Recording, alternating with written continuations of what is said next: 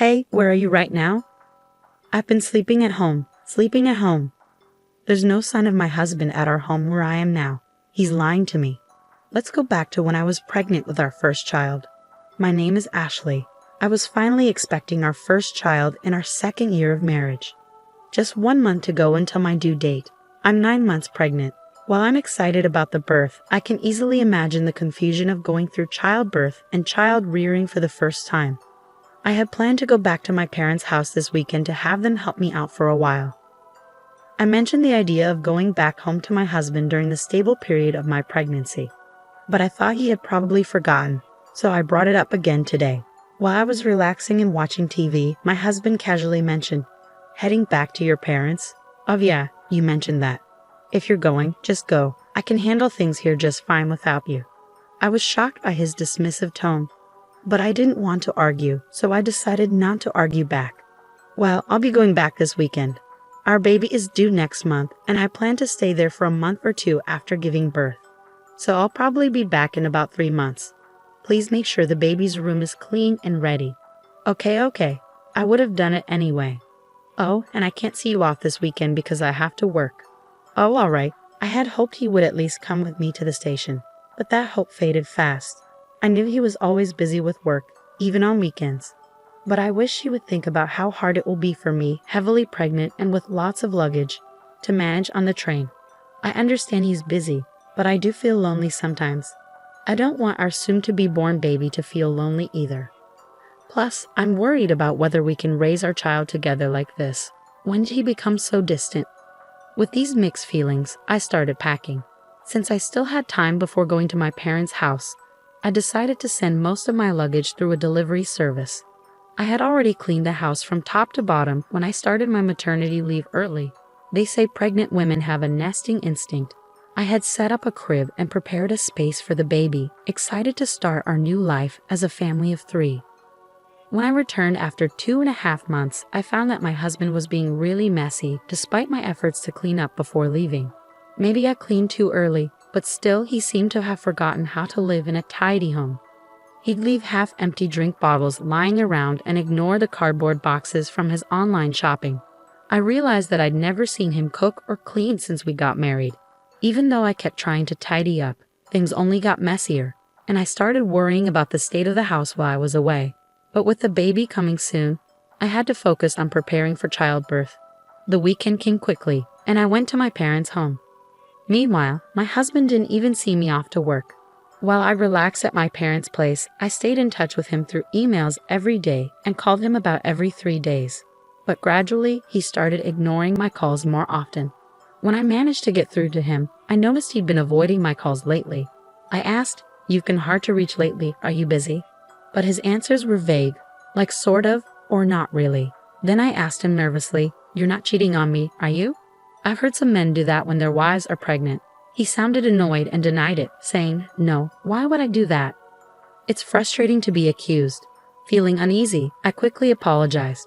Having these worries while carrying our precious baby wasn't good for my mental health. I needed to trust my husband, I decided.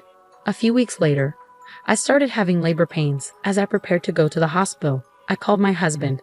I felt embarrassed to show how much pain I was in, but I really wanted him there when our baby was born. I thought surely he'd be touched by the birth of our child. I'm in labor. It usually takes about half a day for the first baby to arrive, so if you leave now, you should make it in time. I really want you here when the baby is born. You can even cut the umbilical cord. When I asked him to come, my husband sighed in annoyance. "What? You want me to come by train right now?" "Sorry, I'm tired too, I can't. I have work tomorrow." I was shocked. "Are you still talking about work at a time like this? Our baby is being born. Isn't our child more important than work?" He snapped back, "Stop it. My job can't be replaced. This is a once-in-a-lifetime moment, I know. But my work is crucial. If I don't do it, it won't get done. Can't you understand? I have to go. I'm busy." And he hung up. I tried to convince him, but he wouldn't listen. As I sobbed through the pain of labor, I wondered why he was so indifferent to our child's birth. From the moment I found out I was pregnant, my child became my priority. But as a father, he seemed so distant, so I faced childbirth alone. The pain lasted a whole day, and the next day, a beautiful baby boy was born. The baby was so tiny, adorable, and dearly loved. After leaving the hospital, my parents doted on him, teaching me all sorts of things about taking care of him. Within a month, I had gotten pretty good at giving him baths. My parents worried about me though. "Are you sure you're okay with your husband? We can't help but worry about you when we leave." But not wanting to trouble them, I reassured them, saying, "I think I'll manage somehow. My health is improving faster than I thought. I might go back home next week," I told them. "Really, don't overdo it. Let us know if anything happens," they replied. People often say that recovering from childbirth is like recovering from a car accident, but thanks to hormones, I was in good spirits and my body was healing well. I was also getting the hang of taking care of the baby, so I decided to go back home a bit earlier than planned. While I stayed with my parents, my husband hardly reached out, and even when I sent him photos and videos of our son, he didn't seem interested. I figured maybe the feeling of being a parent really kicks in when you're actively involved in raising the baby, and perhaps he wouldn't feel like a father until he spent time with our son. That's what I hoped, at least. It kept me going. I decided to surprise my husband by having my parents drop me off at home. I didn't tell him I was coming, but he should have been home since it was his day off. I wondered how he'd react when he saw our baby for the first time. Would our baby like our home?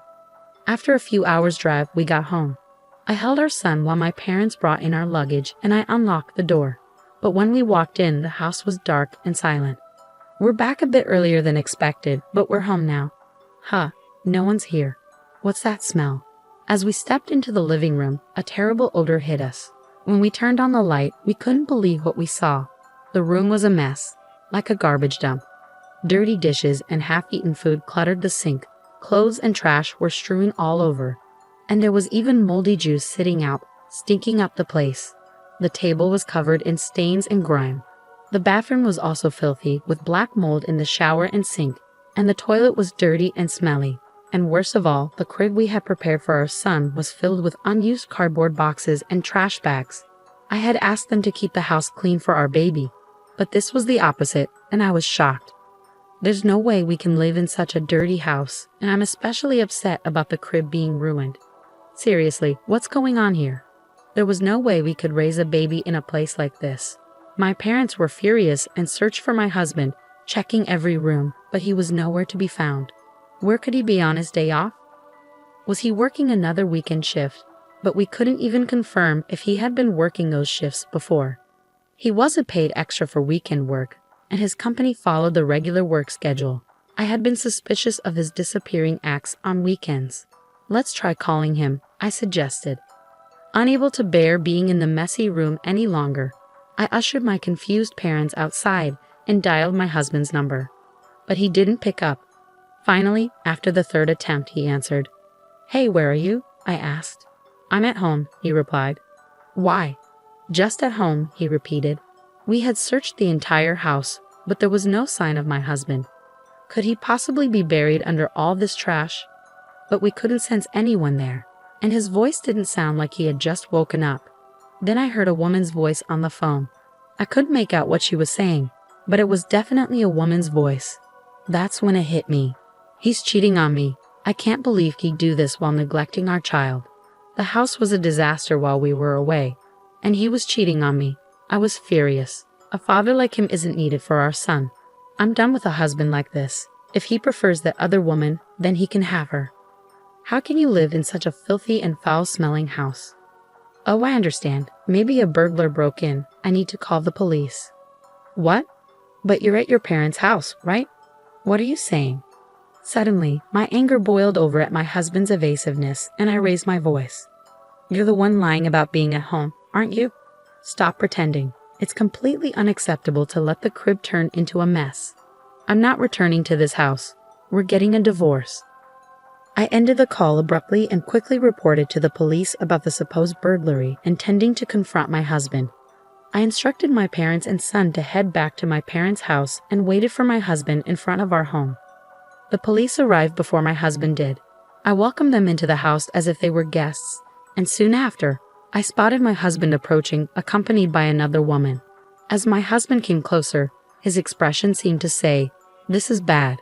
I confronted him, saying, "Hey, you You weren't supposed to be back until next month. But who is she? The woman next to him glared at me, her arms crossed. And who are you, for that matter? She retorted. Despite encountering his mistress, I strangely felt calm. I decided to question the woman. It turned out my husband had been meeting her without revealing he was married. I was so disgusted with him that I didn't know how to react anymore. Hey, at least let me explain, my husband pleaded, trying to grab my shoulder, but I slapped his hand away, not wanting him to touch me. Don't touch me. It's disgusting. The police are checking the room right now. I hope you're embarrassed having them see the mess you've made. I'm leaving now. You can explain to the police. Goodbye. Leaving them stunned, I went back to my parents' house, ignoring the numerous calls from my husband. That night, I finally decided to respond. It seemed he had explained the situation to the police, and he returned home looking troubled. It must have been embarrassing for him to see the police struggling in the messy room, but he brought it upon himself. After being rejected by the woman he had been deceiving, all that was left for him was shame and a wrecked house. Please, I'm sorry. Come back. I've been looking forward to seeing our son, he pleaded. If he truly felt sorry, he should have come to my parents' house at least. Thinking he could apologize over the phone, and everything would be fine shows what kind of person he is. I can't imagine a future with him. Even though you never showed any interest before, you suddenly care? You weren't even there when I gave birth, despite me asking you to come several times, I pointed out. Well, I thought you knew that I would. I'll clean up the room. I can't do household chores without you. I need you, he pleaded. I could imagine my husband growing more desperate and flustered on the other end of the line as I continued to reject him. No matter how much you beg, it's not happening. You should have stuck with that woman. If you can't handle housework, have her do it for you, I responded firmly. But that was just a fling. It was a momentary lapse. You're the only one for me, Ashley, he insisted.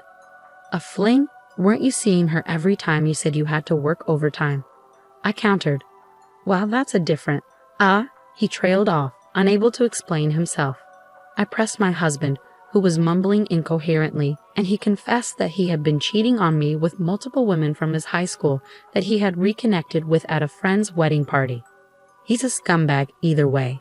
There's no point in talking, I thought to myself as I listened to him desperately apologizing, his voice close to tears. I can't believe it.